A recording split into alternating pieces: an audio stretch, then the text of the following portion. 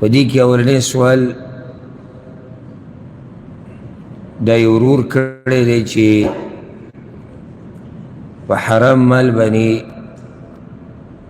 حج کول څنګه دي؟ جواب د دې مسئلې هغه دا یاد ساتئ چې حج یو لوی عبادت دی، بلکې د اسلام په ارکانو کې یو رکن دی او دا داسې عبادت دی. بعض عبادت هغه چې هغه صرف مالی، صرف مال پکې لګي، په بعضو کې صرف بدن لګي، په بعضو کې مال او بدن دواړه لګي. او په دې عبادت کې مال او بدن دواړه لګي په حج کې، نو بدن به هم ستړی کې او مال به هم لګي. او الله رب العزت نه قبلی مگر هغه مال چې هغه پاک او حلالي، حرام الله نه قبلی. ومشهور حدیث ته ان الله طیب لا يقبل الا طیبا، الله پاک دی نه قبلی مگر پاک مال او پاک عبادت، پاک وینا، پاک کار. نو کله چې یو سړی حج وکړي او د ده په حج کې حرام ومي، حرام مال پکې، کې حج کې په ډېرو ځایونو کې مال لګي، نو دی په دې کار ګناهګار دی راځي چې حرام استعمالوي. او حج صحیح دی. حج صحیح دی څه مطلب دی؟ دې کې دوه خبرې دي.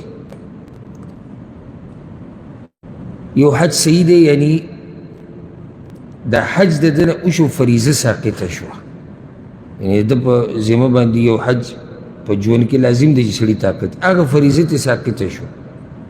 هر چې ثواب دی نو هغه درته داسې نه میلاویږي کوم چې حدیثونو کې ذکر دی. لکه حدیث کې راځي چې څوک حج وکړي نو د دې جزا د جنت ته ننوته، الحج المبرور. یو حدیث کې راځي چې انسان د حج نه داسې راواپس شي لکه څنګه چې دی په اوله ورځ د مور د خېټې نه راوتی، ګناهونه نه صفا، دا اجر دته پوره نه میلاویږي.